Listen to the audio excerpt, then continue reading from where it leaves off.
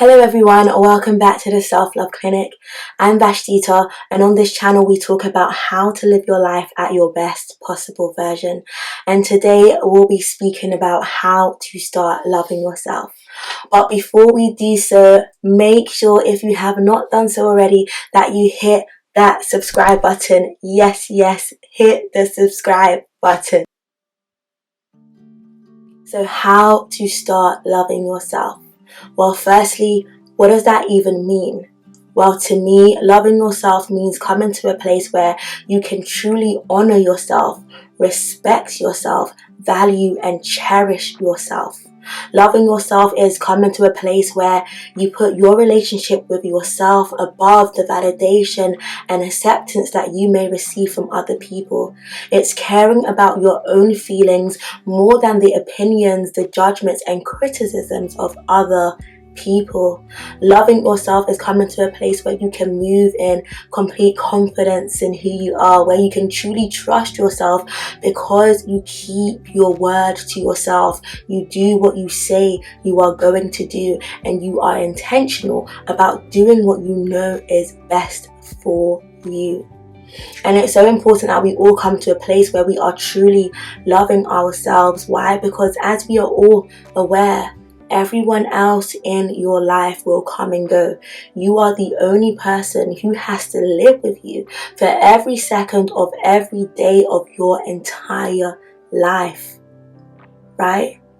And our self-love, the level of our self-love affects every other thing in our life, from, our relationships, to how we show up in our work environments or in our career, to our overall sense of fulfillment in life. So it's so important that we are all developing healthy relationships with ourselves and coming to a place where we are happy with the people that we are. So how do we start loving ourselves? Well, I like to break this down in what I uniquely call the 4 pillars of self-love. So firstly, self-awareness, having that ever increasing understanding of yourself. The second pillar is self-acceptance, accepting yourself just as you are, flaws and all, without judgment but with compassion. Then the third pillar is self-accountability, holding yourself accountable and pushing yourself to do better.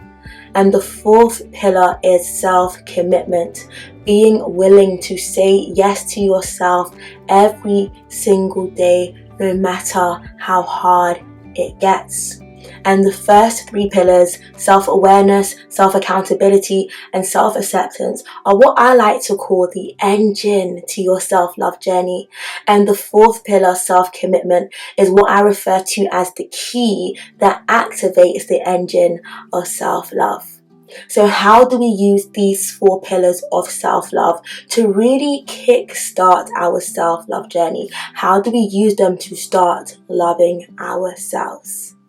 Let's get into it. So before you even embark on your self-love journey, you would need to implement the 4 pillars of self-love, starting with self-awareness. You need to firstly identify that there is a need for you to start loving yourself more. You need to be aware of the need to embark on your self-love journey. You need to be aware of your current behavior patterns, your current mindset, and the way that you are currently showing up in the world that is not in alignment with your greatest good. You need to be aware of the things that brought you to this stage, your experiences that have shaped you and shaped the way that you show up. You need to be aware of it. Identify the need. And then next, you have to accept it, self-acceptance. You have to be able to accept that that is where you are at in your journey. Again, without judgment, but with compassion. And when we accept, we give space, we give room to grow and to then do better. Because remember this, you cannot correct what you fail to accept. You cannot correct what you fail to accept. So you need to accept where you are at in your journey. And then thirdly, self accountability. You need to hold yourself accountable. And please hear me when I say accountability and taking accountability is not putting blame on yourself. No, rather it is you taking your power back. It is you being able to say, yes, I am in control of my life. I am the captain of my ship. This is where I went wrong. This is what I need to do differently. This is how I'm going to do it. And then make sure that you get it done. And I know there are things that have happened to you in your life that were not your fault, that could never be your fault, that will never be your fault. Certain things that were just unfair, that you didn't have a hand in, that you didn't even ask for. And no matter how painful those things are, you still have to take accountability. And like I said before, that is not putting the blame on yourself, but it is you taking your power back. Because although you did not choose for that situation to be inflicted upon you, you get to choose how that situation will affect your life today. So take accountability, take your power back, and decide that you will no longer allow those experiences and that trauma to keep you bound in pain, to keep you bound in suffering, to keep you trapped in low self-esteem and self-doubt. Take your power back and decide to position yourself in a place where your healing can begin. Take accountability. And fourthly, self-commitment. You will need to make a clear commitment to yourself. And to do this, I would advise that you buy a journal, buy a book, and call it your self-love journal. And in this journal, you can document your thoughts, feelings, and experiences. But the first thing I want you to do is to write out a commitment to yourself, a specific one. So for example, I would say, I, Vashdita, on this day commit to loving myself completely and wholeheartedly. I decree and I declare that I will no longer settle for less. I will no longer be that people pleaser. I decree and I declare that I will say yes to myself every single day, no matter how hard it gets, and even on the days where I don't feel like it, so on and so forth. And when you are finished, I want you to sign and date it, yes. And then on a fresh page, I want you to write down that need that you identified, the reason why you have started this journey. Write it all out. And so that on the days where you feel like giving up, on the days where you don't feel like moving anymore, you can refer to your commitment and remind yourself of your need and use that to re-establish your commitment to yourself. Self-commitment, like I said, that is the key that drives everything else. So we need to make sure that we are staying committed to ourselves at all times. Okay, so then once we have gone through all of that and we've decided, okay, yes, this is something that I want to do, then we need to dive even deeper into self-awareness. You need to spend time alone, away from friends, away from social media, away from external influences. Just sit with yourself. And if this is something that you struggle with, you need to find out why. Ask yourself why. What is it that you feel as though you get from other people that is missing, or that you think is missing when you are by yourself? What is it? Why? Okay, but spend time alone, reconnect to yourself, reconnect to things that bring you joy, old hobbies, or start a new creative hobby, spend time alone. And then you need to ask yourself the hard questions. What negative experiences have I encountered that have brought me to this point? What are my negative attachments? What are my addictive behavior patterns that I keep finding myself in? What are my triggers? What are my strengths and my weaknesses? What are my joys? What brings me pain? You need to ask yourself those tough questions and develop that self-awareness. And in the description box, I have linked a PDF document full of questions and journal prompts that you can ask yourself and answer in order to develop self-awareness. So check that out if you're interested. And then you need to implement the second pillar, self-acceptance.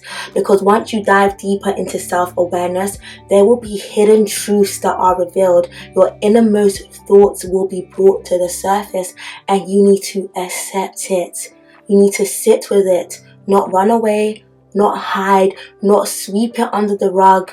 Not cover it up with fake confidence or sex or food, work, relationships, gym, whatever it is for you. You need to just accept it for what it is. And you need to be able to meet yourself with love, with kindness, with forgiveness, with grace, instead of judgment, instead of critique. You need to treat yourself as you would a friend.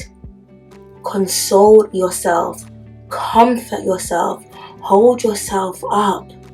Self-acceptance. And another thing, if a friend was to come to you, right, and they were to say, oh, I'm so ugly, you'll be like, no, what are you talking about?